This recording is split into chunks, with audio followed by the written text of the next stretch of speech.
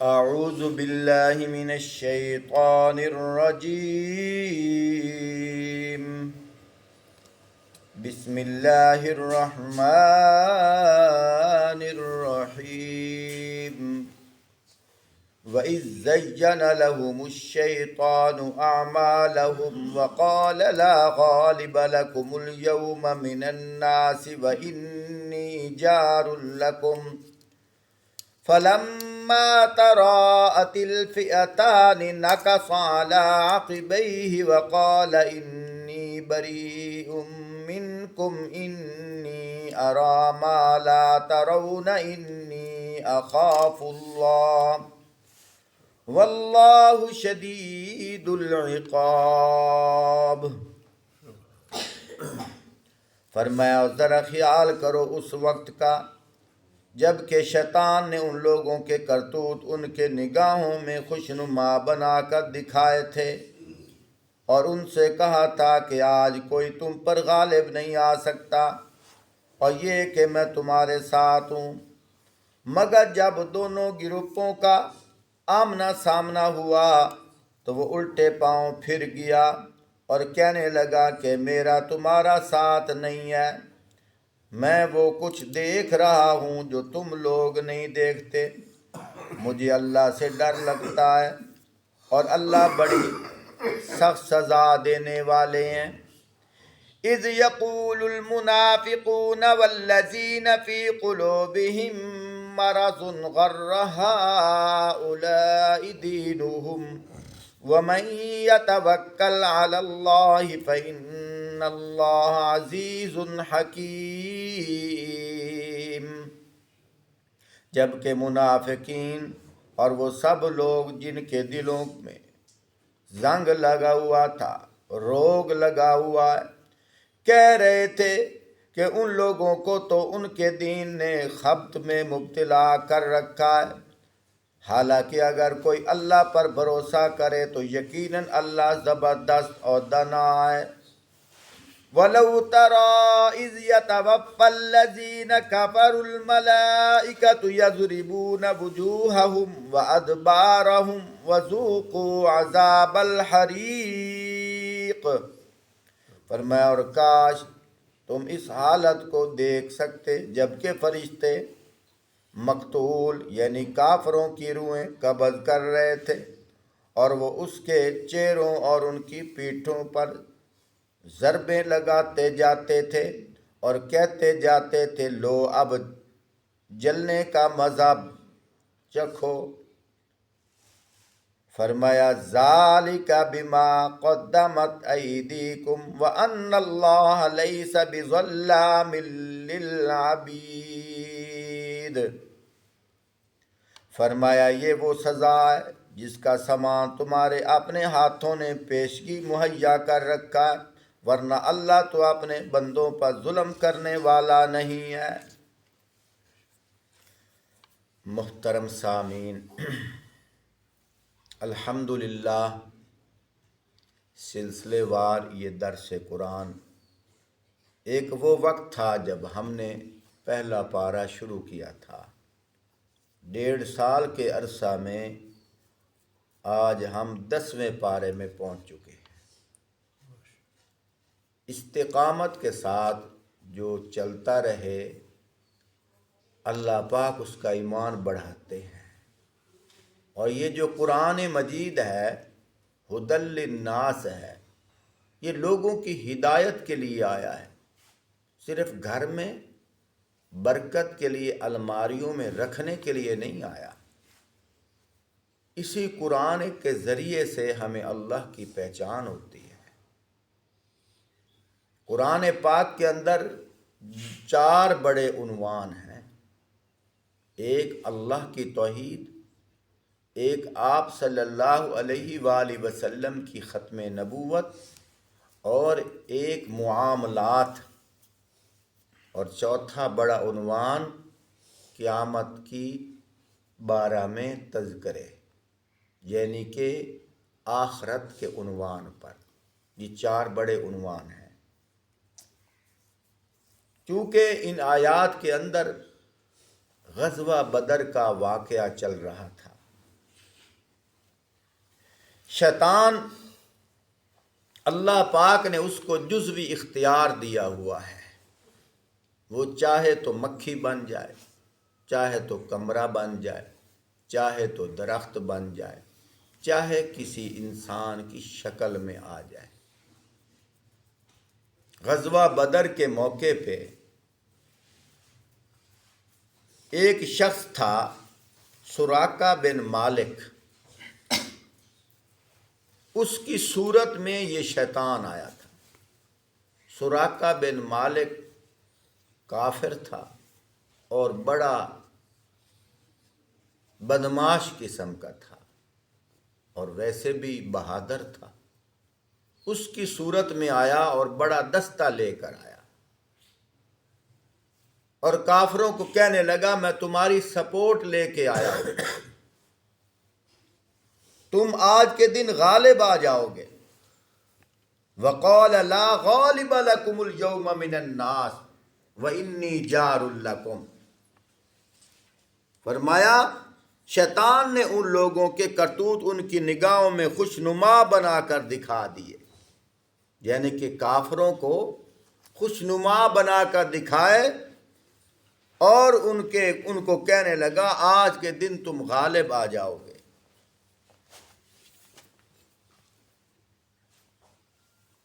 آج کے دن تم غالب آ جاؤ گے۔ تو اللہ کی قدرت، اللہ پاک نے حضرت جبرائیل علیہ السلام کو اور حضرت میکائیل علیہ السلام کو 500 فرشتوں کا دستہ دے کر بھیج دیا، صحابہ کی امداد کے لیے 500 کا دستہ دے کر فرشتوں کو بھیجا، اور ان کا سپہ سالار بن کر ادھر سے حضرت جبرائیل آ رہے ہیں اور ادھر سے حضرت میکائیل آ رہے ہیں۔ جب یہ حالت ہوئی اس وقت شیطان بھاگنے لگا، اور شیطان جو ہے جب بھاگنے لگا تو کافر کہنے لگے تو تو بڑا بہادر تھا، کیونکہ کافروں نے وہی شخص سمجھا تھا نا جو بڑا بہادر تھا، ان کو کیا پتا یہ شیطان ہے، اس نے تو وہی اپنا قریبی دوست کافر سمجھا تھا نا، کہنے لگے تو بڑا بہادر ہے، تو کدھر جا رہا ہے؟ آگے سے شیطان کہنے لگا قال انی بریء منکم انی اری ما لا ترون انی اخاف اللہ۔ بھاگتا بھی جا رہا ہے، دوڑتا بھی جا رہا ہے، اور ان کو جواب دیتے ہوئے جا رہا ہے۔ کیا کہہ رہا ہے؟ میں تم سے بری ہوں۔ کیوں بری ہے؟ انی اری ما لا ترون انی اخاف اللہ، میں وہ کچھ دیکھ رہا ہوں جو تمہیں نظر نہیں آ رہا، میں وہ دیکھ رہا ہوں۔ کیا مطلب؟ میں تو دیکھ رہا ہوں کہ صحابہ اکرام کی نصرت کے لیے فرشتوں کو دیکھ رہا ہوں۔ اس لیے کسی نے کہا تھا نا فضائے بدر پیدا کر، فرشتے تیری نصرت کو اتر سکتے ہیں قطار اندر قطار اب بھی۔ میں تو وہ دیکھ رہا ہوں کہ فرشتے ان کی نصرت کے لیے آ رہے ہیں، اور اس لیے انی اخاف اللہ، میں اللہ سے ڈر رہا ہوں۔ واللہ شدید العقاب، اللہ بڑی سخت سزا دینے والے ہیں۔ یہاں ایک بات کرتا جاؤں، آج کے زمانے کے اندر کچھ جہلاء پیر صاحب ہیں، جو اولیاء ہے نا، اولیاء جو سیدھے راستے پہ خود بھی چلتے ہیں اور دوسروں کو چلاتے ہیں، ان کے پاؤں کی خاک ہماری آنکھوں کا سرما، ہمارا اعتقاد ہے۔ لیکن جو جہلاء ہیں میں ان کا آپریشن کر رہا ہوں۔ ان کے بارے میں بات کر رہا ہوں۔ ہمارے اس پنجاب کے اندر تو بے شمار ہیں، ہر بستی کے اندر ہے۔ کیا کہتے ہیں؟ نہ خود نماز پڑھتے ہیں، اپنے مریدوں کو بھی کہتے ہیں نماز پڑھنے کی ضرورت کوئی نہیں ہے، بس تم ہمیں خوش رکھو، ہم تمہیں قیامت کے دن چھڑا لیں گے، ہم تمہیں قیامت کے دن چھڑا لیں گے۔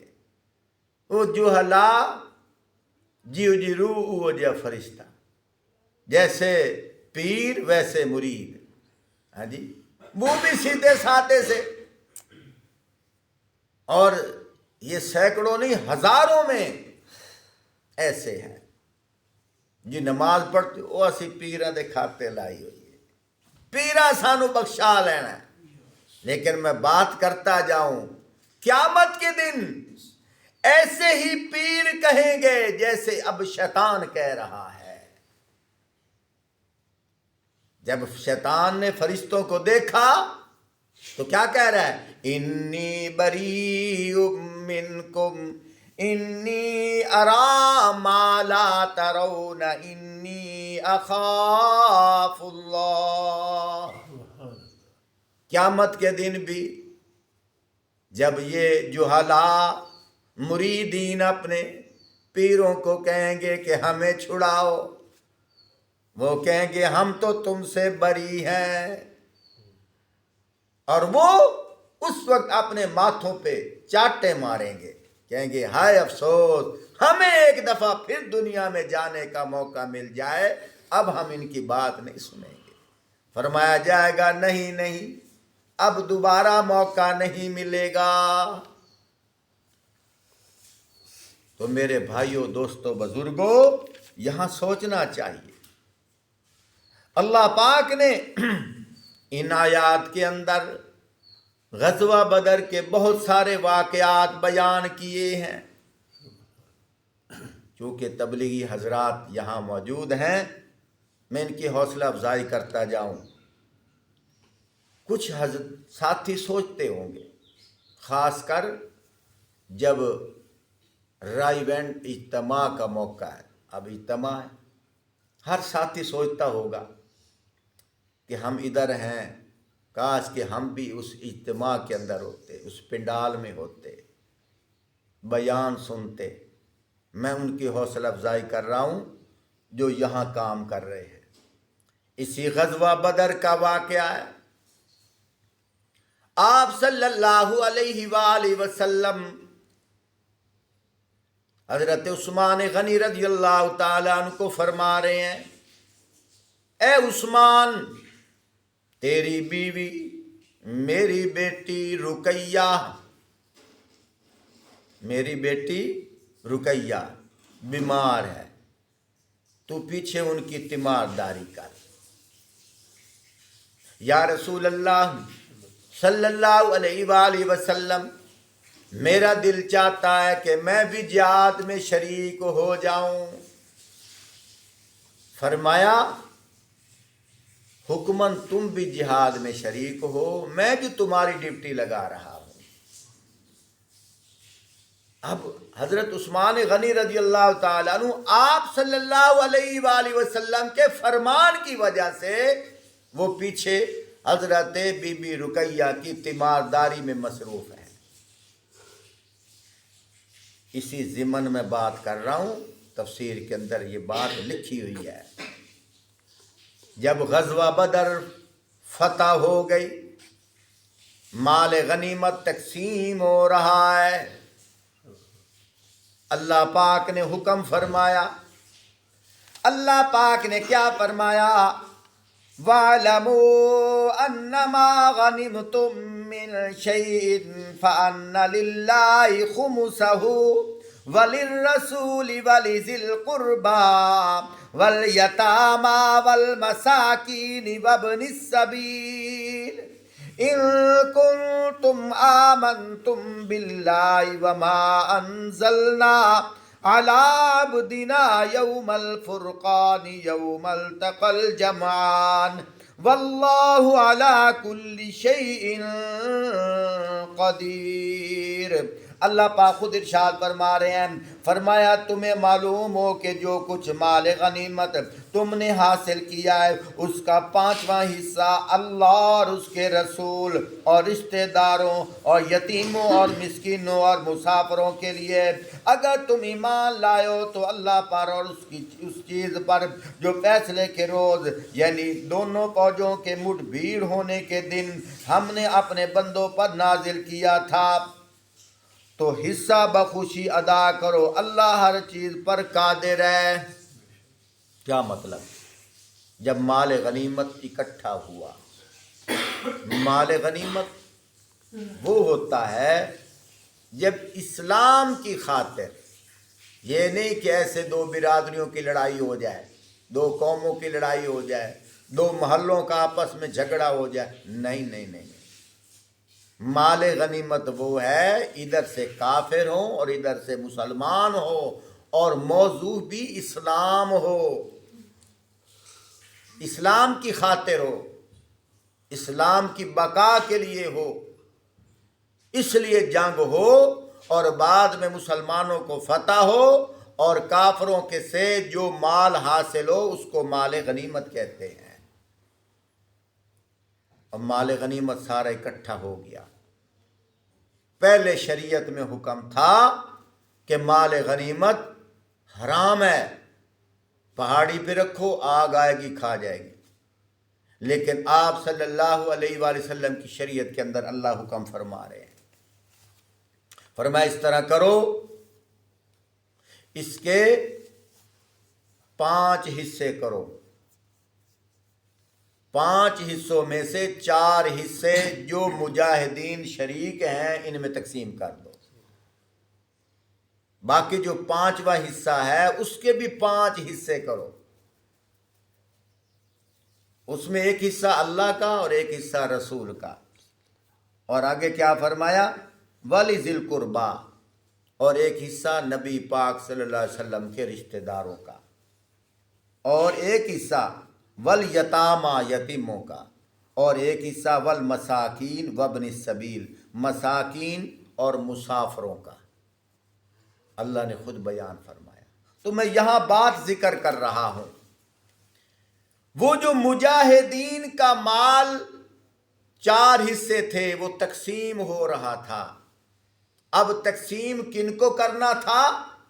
جو جہاد کے اندر شریک تھے۔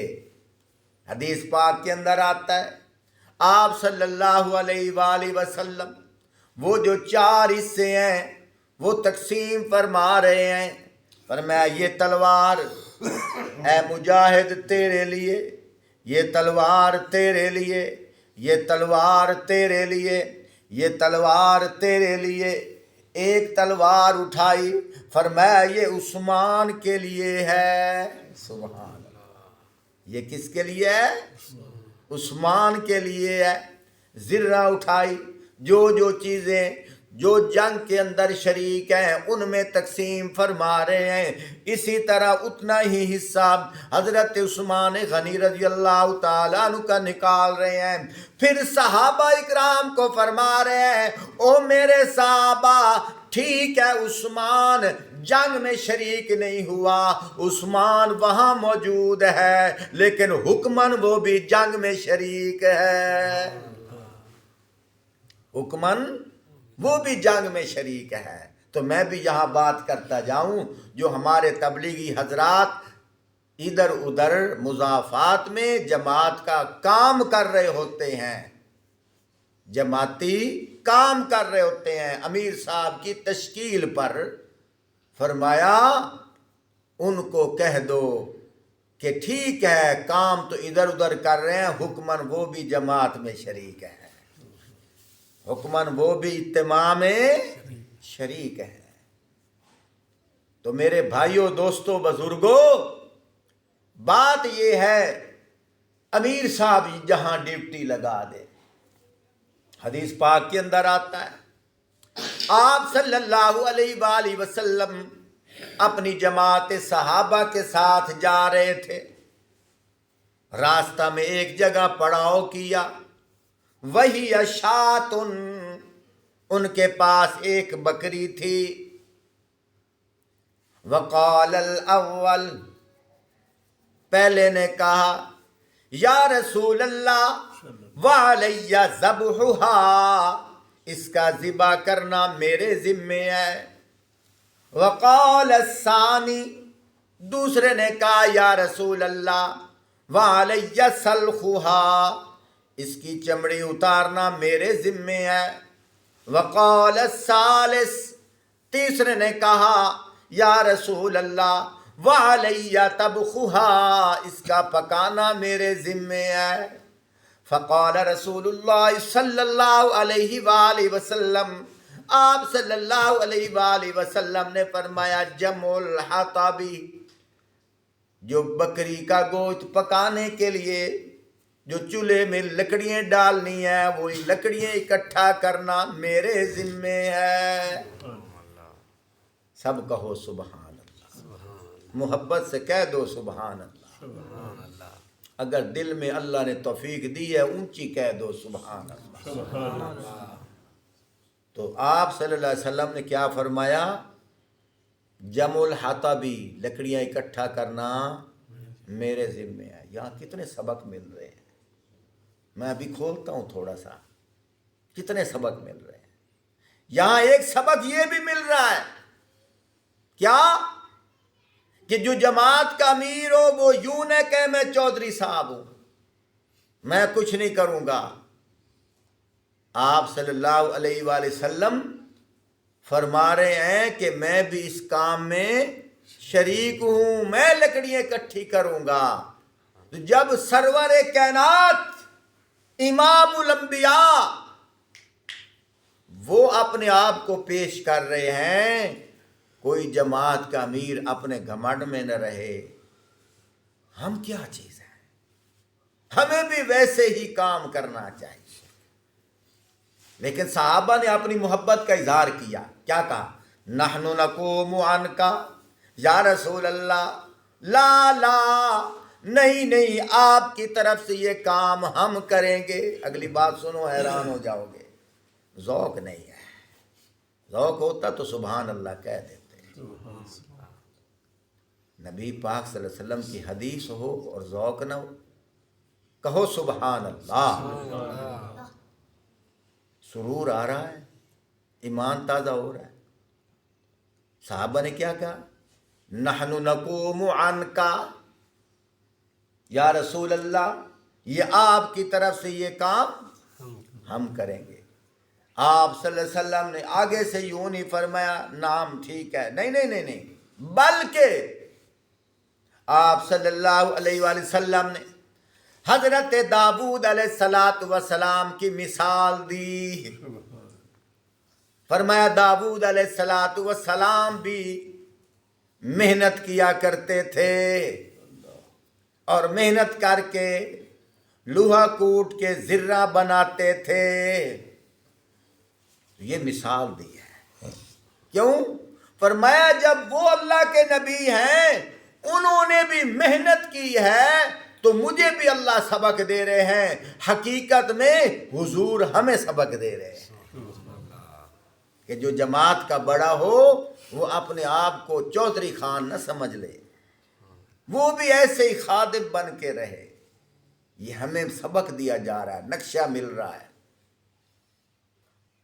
اگر جماعت والے کہہ بھی دیں پھر بھی اظہار کیا جائے نہیں. اور ایک اور سبق بھی مل رہا ہے، بہت سارے موتی اس کے اندر ہیں. ایک تو یہ ہے، فرمایا اصل مقصد کیا ہے؟ گوشت بنانا. لیکن دیکھو کام تقسیم ہو چکے ہیں. جو بکری کو ذبح کر رہا ہے اس کا مقصد بھی یہی ہے کہ گوشت بنانا ہے.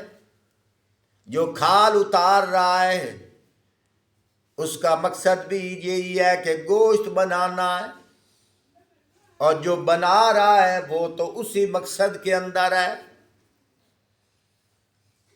یہاں سبق مل رہا ہے. فرمایا اگر کوئی ساتھی خدمت میں لگ جائے، وہ یہ نہ کہے کہ ادھر بیان ہو رہا ہے ادھر تبلیغ ہو رہی ہے، ادھر مسئلے مسائل ہو رہے ہیں، میں ادھر کھانے پکانے پہ لگا ہوا ہوں، مجھے تو وہ اجر نہ ملا۔ فرمایا اس حدیث سے سبق لے لو، دیکھو کام تقسیم ہو چکے ہیں، سب کا مقصد ایک ہے۔ فرمایا جماعت کے اندر اگر کوئی امیر صاحب بن جائے، جماعت کے اندر اگر کوئی متکلم بن جائے، جماعت کے اندر اگر کوئی ذکر کرنے والا بیٹھ جائے، جماعت کے اندر اگر کوئی پیچھے تعلیم والا بیٹھ جائے، کام تو تقسیم ہو چکے ہیں، سب کا مشن ایک ہے۔ وہ کیا ہے کہ ہر کچے اور پکے مکان میں آپ صلی اللہ علیہ وسلم کی نبوت والا کام پہنچ جائے۔ سبحان اللہ۔ سب کا مشن ایک ہے کہ اللہ کا دین زندہ ہو جائے اور پوری کائنات میں دین غالب آ جائے۔ سب کا مشن ایک ہے۔ دیکھو آپ صلی اللہ علیہ وآلہ وسلم کے ہر فرمان سے ہزاروں نقشے ملتے ہیں۔ آخری بات کرتا ہوں، ٹائم زیادہ ہو گیا ہے۔ جب علمی سمندر میں ہم بیٹھتے ہیں، اللہ کی قسم دل نہیں کرتا کیوں قرآن آیات کی کھڑکی سامنے آ جاتی ہے۔ 4 پارہ ہے، سورۃ آل عمران ہے۔ اللہ پاک محبت کا اظہار فرما رہے ہیں۔ میں ان لوگوں کے لیے میسج چھوڑ رہا ہوں جو کہتے ہیں یہ تبلیغی جماعت کا اسلام کے اندر وجود کوئی نہیں، یہ کہاں سے جماعت آ گئی ہے؟ میں ابھی قرآن سے دکھاتا ہوں۔ اللہ پاک محبت کا اظہار فرما رہے ہیں۔ اللہ پاک خود فرما رہے ہیں، کیا فرما رہے ہیں؟ اللہ پاک فرما رہے ہیں وَلْتَكُمْ مِنْكُمْ أُمَّةٌ يَدْعُونَ إِلَى الْخَيْرِ وَيَأْمُرُونَ بِالْمَعْرُوفِ وَيَنْهَوْنَ عَنِ الْمُنْكَرِ۔ سبحان اللہ، کہہ دو سبحان اللہ۔ چلو میں خود کہہ دیتا ہوں سبحان اللہ۔ اللہ پاک 4 پارہ ہے، سورۃ آل عمران، آیت نمبر 104 ہے۔ اللہ پاک خود فرما رہے ہیں وَلْتَكُمْ مِنْكُمْ أُمَّةٌ يَدْعُونَ إِلَى الْخَيْرِ وَيَأْمُرُونَ بِالْمَعْرُوفِ وَيَنْهَوْنَ عَنِ الْمُنْكَرِ وَأُولَئِكَ هُمُ الْمُفْلِحُونَ۔ یہ آج تک تو ہم یہ آیت پڑھتے آئے ہیں، کنتم خیر امت اخرجت للناس تأمرون بالمعروف وتنہون عن المنکر وتؤمنون باللہ۔ لیکن اس سے پہلے جو آیت ہے کبھی ہم اس پہ بھی غور کریں۔ اب معنی سنو، اللہ پاک کیا فرما رہے ہیں؟ فرمایا او مسلمانوں، اے مسلمانوں، تم میں ایک جماعت ہونی چاہیے۔ تم میں یا ایک بات کرتا جاؤں، وہ مسلمان فارغ تھے؟ سوچو ایک منٹ کے لیے، وہ مسلمان فارغ تھے؟ نہیں، فارغ نہیں تھے۔ کیا کرتے تھے؟ جہاد کر رہے تھے۔ کیا کر رہے تھے؟ جہاد کر رہے تھے۔ آپ صلی اللہ علیہ وآلہ وسلم کی ظہری زندگی 63 سال ہے، اعلان نبوت سے پہلے 40 سال ہے، اعلان نبوت کے بعد 13 سال مکی ہے، 10 سال مدنی ہے۔ 13 سال جو مکی زندگی ہے، جنگ کوئی نہیں ہے۔ ہجرت کے بعد 10 سال مدنی زندگی ہے، 100 جنگیں ہیں۔ کتنی جنگیں ہیں؟ 100 جنگیں۔ صحابہ جنگوں میں مصروف، ادھر سے فتح کر کے آ رہے ہیں، اگلے دن پھر اگلی جنگ، اگلے دن اگلی جنگ۔ یہاں بڑا عجیب نقشہ مل رہا ہے، کیونکہ قرآن پاک کے اندر سارے دین کے نمونے آ رہے ہیں۔ اگر ساری زندگی صحابہ جنگیں کرتے رہتے، دین مکمل ہو جاتا، تو آج کے زمانے میں تبلیغ کے لیے جو اٹھتا، دوسرا کہتا بھائی کہاں ہے دلیل تیرے پاس تبلیغ کی؟ ادھر تو ساری جنگیں ہیں۔ لیکن اللہ پاک تبلیغ کا نقشہ بھی بیان فرما رہے ہیں۔ فرمایا وہ مسلمانوں، او نبی کے صحابہ، تم میں ایک جماعت ایسی ہونی چاہیے تم میں ایک جماعت ایسی بھی ہونی چاہیے. کیسی؟ اللہ پاک پھر صفات بیان فرما رہے ہیں. فرمایا وَلْتَكُمْ مِنْكُمْ أُمَّةٌ يَدْعُونَ. ایک اور موتی دوں، سبحان اللہ کہو، موتی دے دو. اللہ نے یوں نہیں کہا کہ تم سارے، تم سارے، فرمایا تم میں سے کچھ، تم میں سے، اس لیے فرمایا تم میں ایک جماعت ہو جائے، تم میں سارے نہیں. کیوں؟ اگر سارے ادھر آ جائیں جہاد پہ کون جائے گا؟ سبحان اللہ کہہ لو. سارے ادھر آ جائیں جہاد پہ کون جائے گا؟ اس لیے کام وہ بھی ٹھیک ہے، اس کی نفی نہیں، لیکن تم میں ایک جماعت ایسی بھی ہونی چاہیے. ٹھیک ہے، توجہ کیجئے. وَلْتَكُمْ مِنْكُمْ أُمَّةٌ يَدْعُونَ، تم میں ایک جماعت ایسی بھی ہونی چاہیے، يَدْعُونَ إِلَى الْخَيْرِ، فرمایا جو نیکی کی طرف لوگوں کو بلائے، جو نیکی کی طرف لوگوں کو بلائے.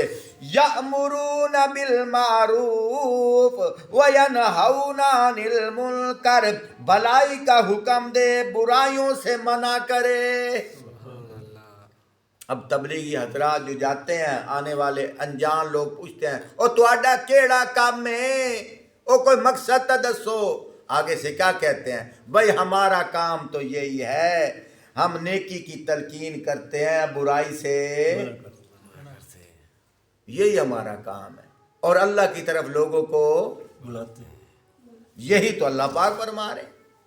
تم میں ایک ایسی جماعت ہونی چاہیے جو لوگوں کو اللہ کی طرف بلائے، بھلائی کی طرف بلائے، نیکی کا حکم دے، برائی سے منع کرے. آگے بڑی عجیب بات ہے. وَيَنْهَوْنَ عَنِ الْمُنْكَرِ وَأُولَئِكَ هُمُ الْمُفْلِحُونَ، وہی لوگ کامیاب ہیں، وہی لوگ کامیاب ہیں. اب جماعت بن گئی، دعوت و تبلیغ کے لیے جماعت تشکیلیں ہو گئی. حتیٰ کہ یہ بھی حکم آیا. کیا حکم آیا؟ فرمایا کافروں سے جب جنگ کرنے کے لیے جاؤ پہلے تلوار نہ اٹھاؤ. سبحان اللہ، پہلے تلوار نہ اٹھاؤ، پہلے دعوت دو، پہلے دعوت دو. اگر وہ دعوت کا انکار کرے پھر جہاد کرو. سمجھ آ گئی؟ اب دیکھو صحابہ اکرام میں اللہ پاک نے، اللہ کی تشکیل ہے. سبحان اللہ. یہ امیر صاحب جو تشکیل کرتے ہیں یہ بھی اللہ کی طرف سے الہام ہوتا ہے، حقیقت میں یہ بھی اللہ کی تشکیل ہوتی ہے. اب دیکھو اللہ پاک تشکیل فرما رہے ہیں. آپ صلی اللہ علیہ وسلم کے دل میں اللہ پاک وحی کے ذریعے القاء فرما رہے ہیں، اور صحابہ کی تشکیل ہو رہی ہے. دعوت کے لیے بھی یہ دعوت ہے نا. آپ صلی اللہ علیہ وسلم نے خط بھیجا روم کے بادشاہ کی طرف. اب جہاد کے لیے تو نہیں بھیجا، خط دے کر کیا بھیجا کہ اس کو جا کر کیا کہو، میرا پیغام دو، دعوت دو جا کر اسلام کی. بہت سارے واقعات ہیں، کیونکہ بات آخری کر رہا ہوں، توجہ کیجئے. اب یہ امر بالمعروف نہی عن المنکر والی جماعت بھی بن گئی، اور مجاہدین کی جماعت. یہ نہیں کہ یہ الگ گروپ ہے، یہ الگ نہیں، گروپ ایک ہے. کام تقسیم ہو چکے ہیں، کام تقسیم ہو چکے ہیں. اب یہ جماعت بیٹھی ہے، مجھے ایسے لگ رہا ہے، سبحان اللہ کہو، مجھے ایسے لگ رہا ہے مجاہدین بھی بیٹھے ہیں، تبلیغی جماعت بھی بیٹھی ہے، تلوار اٹھانے والے بھی بیٹھے ہیں، امر بالمعروف نہی عن المنکر کرنے والے بھی بیٹھے ہیں، اکٹھے بیٹھے ہیں. اب اللہ پاک فرما رہے ہیں تم اکٹھے بیٹھے ہو. جی اللہ فرمایا کنتم خیر امت، سبحان اللہ، कुन्तुम खैरा उम्मतिन उखरिजत लिन्नास तामुरून बिल मारूफि व तनहौना अनिल मुनकर व तुमिनून बिल्लाह वलौ आमन अहलुल किताबि लकान खैरल लहुम मिनहुमुल मुमिनून व अक्सरुहुमुल फासिकून। फरमाया तुम बेहतरीन उम्मत हो, सुभान अल्लाह, तुम बेहतरीन लोग हो।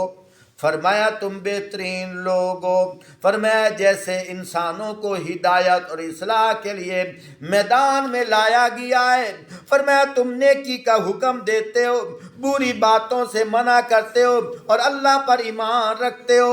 अल्लाह पर ईमान, और हमारा काम क्या है? काम भी तो हमारा यही है, हम अल्लाह पर ईमान रखते हैं।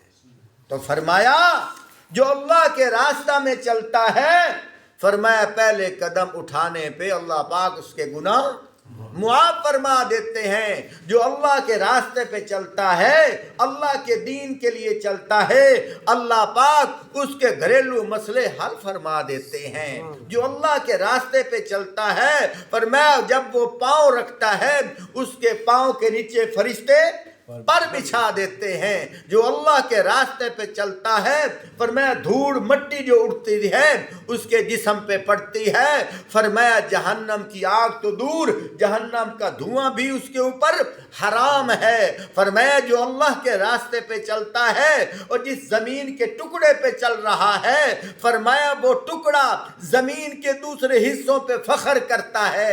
मुझे यूं नजर आ रहा है वो टुकड़ा कहता है तेरे ऊपर MNA चलता है, तेरे ऊपर MPA चलता है, तेरे ऊपर वजीर चलता है, मुझे मुबारक दो, मेरे ऊपर अल्लाह का मुजाहिद जा रहा है, अल्लाह का दाई जा रहा है, अल्लाह का मुबल्लिग जा रहा है। फरमाया जिस तरह हम ऊपर देखते हैं आसमान के सितारे जगमग करते हैं, फरमाया अल्लाह का मुवाहिद जिस जमीन के टुकड़े पे चलता है, अगर आसमान वाले देखें जमीन वालों की तरह जिस तरह सितारे जगमग करते हैं, आसमान वालों के लिए मुवाहिद सितारों की तरह जगमग कर रहे होते हैं। अल्लाह में समझने की, अमल करने की तौफीक अता फरमाए।